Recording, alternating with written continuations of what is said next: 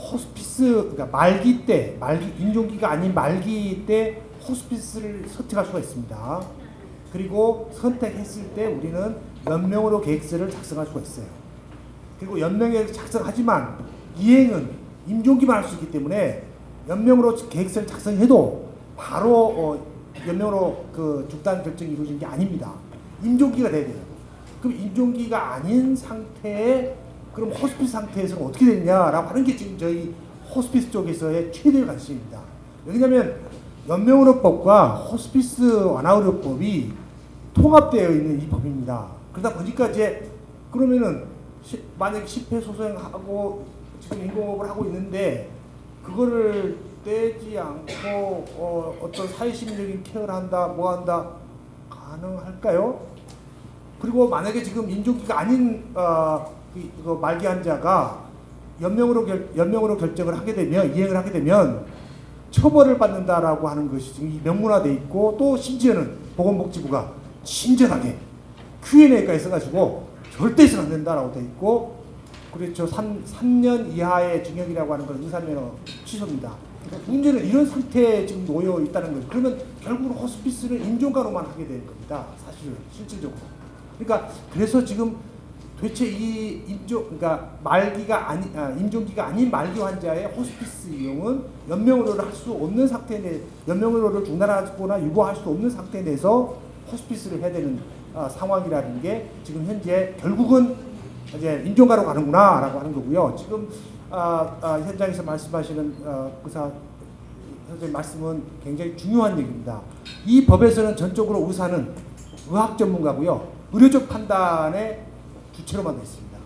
문제가 된 거는 말씀하신 대로 실제 우리가 의사 선생님이 임종에 대한 얘기를 하든가 할 때 그분의 의사학적인 판단만 하는 거냐, 심리적인, 경제적인 심지어는 판단까지 할 수 있을 텐데 지금 우리 김할머니 그 보람의 사건도 똑같은 겁니다.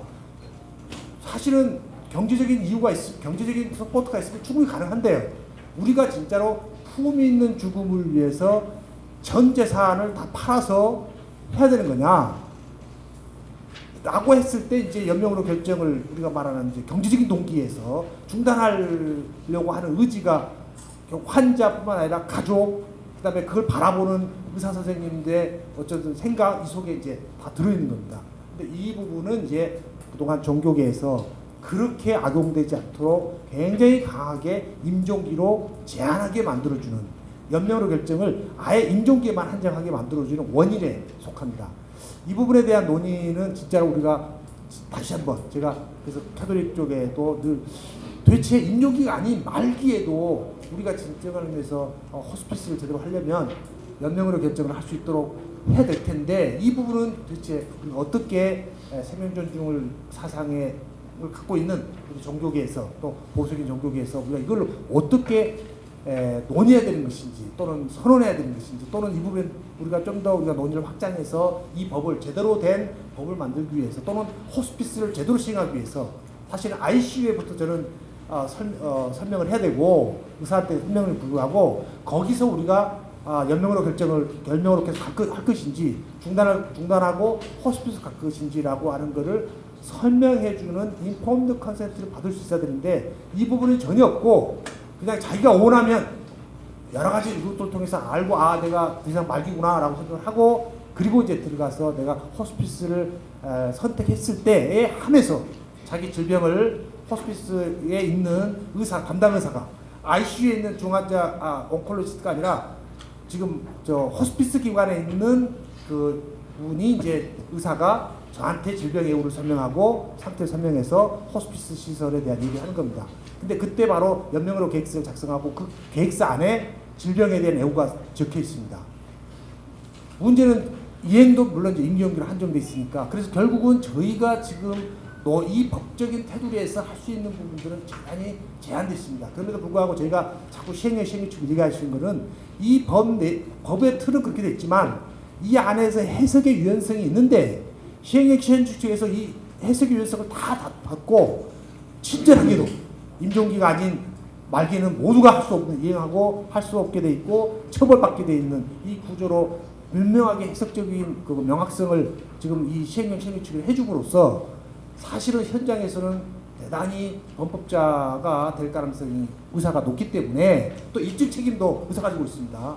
모든 기록의 책임자는 의사이기 때문에 실질적으로는 결국은 도돌이표 보라매로 가는 거 아니냐. 이게 이제 저희 생각이고 이 부분에 대해서 보건복지부는 여러 가지 안심을 시켜주는 얘기를 하지만 그것은 말이고 실제적으로 시행령 시행규칙에 그것을 반영하지 않으면 결과적으로는 이 법은 결국 도돌이표 다시 보라매로 가고 있다라고 생각합니다. 네.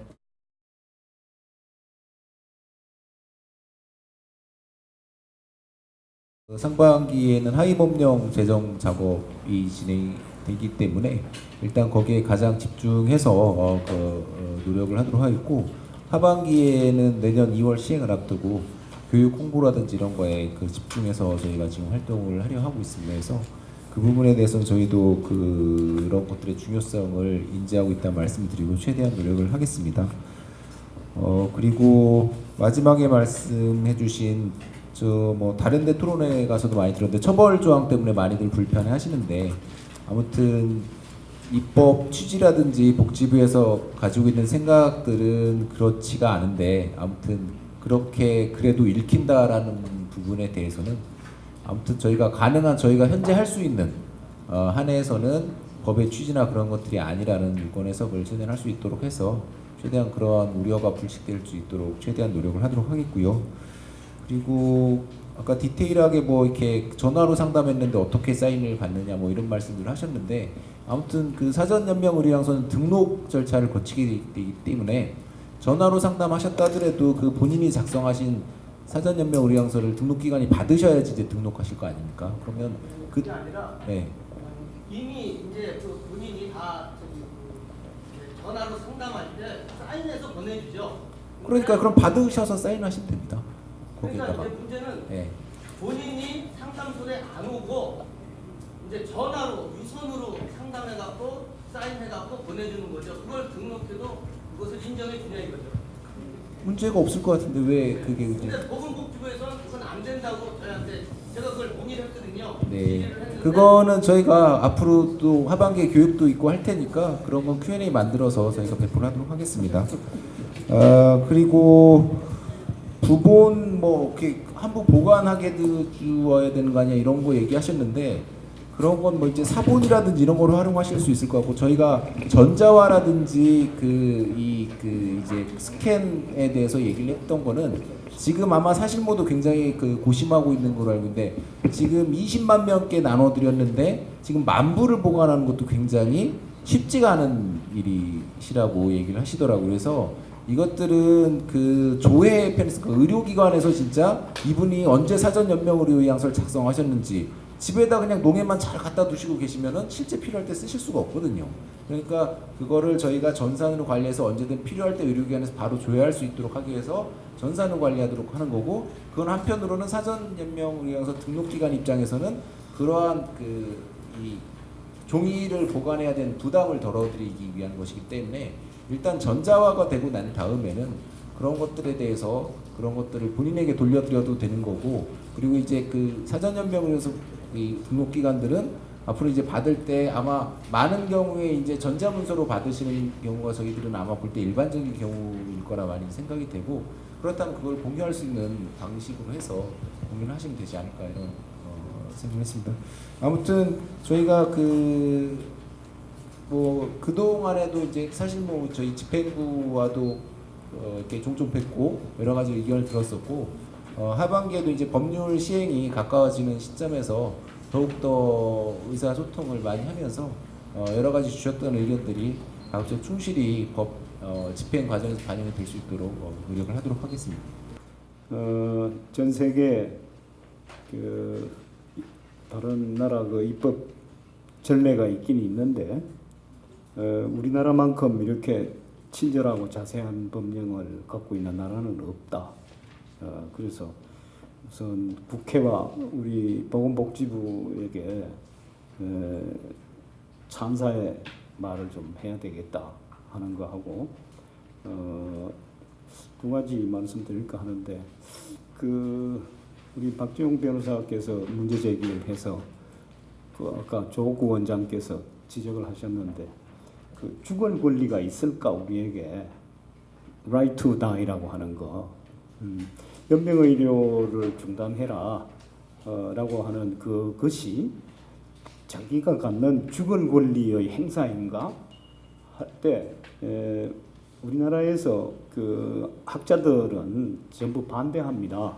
저를 포함해서 그거는 하나님의 섭리에 도전하는 거고 부모에 불효하는 거고 국가를 배신하는 거고 이렇게 생각합니다. 그러니까 죽을 권리는 없는 겁니다. 그리고 순수 민법학적으로 말하면 내가 죽겠다라고 하는 의사의 그 결단은 그거는 이른바 선량한 풍속 기타 사회 질서, 흔히 공서양속이라고 부르는 그 일본식 표현, 우리는 선량한 풍속 기타 사회 질서라고 하는데 그것에 반하기 때문에 그건 무효다 이렇게 선언하고 있습니다. 그러면 뭘까? 아까 말씀하신 대로 죽을 방법을 선택할 권리는 있다. 내가 어떻게 해서 어떤 과정을 거쳐서 죽을 것인지 그건 내가 결정할 수 있다. 네, 그런 뜻인 것 같고요. 그 다음에 여기서 거론이 안 됐는데 그 법률 사항이기 때문에 이 도대체 이것과 관련해서 의사를 형사처벌한 사례는 없습니다. 그 어제인가 그저께인가 서울대학교에서 한 그 공청회에서 형사처벌한 사례가 타이완에 유일하게 있다라고 했다는데 그건 잘못된 소식이고 제가 타이완 법령을 지금 여기 갖고 있는데 그 처벌은 형사처벌이 아니고 1년 이하 1개월 이상의 그 업무정지 정도 그 정도이지 신체 구금을 해서 3년 이하로 해서 고의로 그 어떤 환자를 사망케 하는 의사가 어디 있겠습니까? 근데 아주 사소한 그 판단차고 사실 확인 미흡으로 인해서 법령을 위반한 경우에 그것을 경미한 과실인데 형사처벌하도록 한 것은 이게 누구와 누구의 사회적 타협을 거쳐서 그렇게 입법이 됐는지 당시의 새누리당하고 그 민주당하고 타협에 의한 것인지 사실모와 국회가 타협한 것인지 그거는 모르겠습니다만 우리 아마 사실모 반대했을걸요. 예. 근데 이렇게 음하게 해서 의료계를 긴장시키는 것은 우리가 흔히 말하는 바와 같은 부메랑이 돼서 던지면 되돌아와가는데 이 말을 때리는 그런 국민 일반의 불이익으로 돌아올 것이기 때문에 이 자리에서 할 이야기는 아닙니다만 앞으로 제발 개정 기회가 있거든 그거 좀 없애는 쪽으로 그렇게 했으면 합니다. 우리 모두의 건강한 삶과 죽음, 건강한 죽음은 건강한 삶의 일부라고 말하니까 그것을 실현하도록 함께 노력할 필요가 있다 이런 생각입니다. 이상입니다.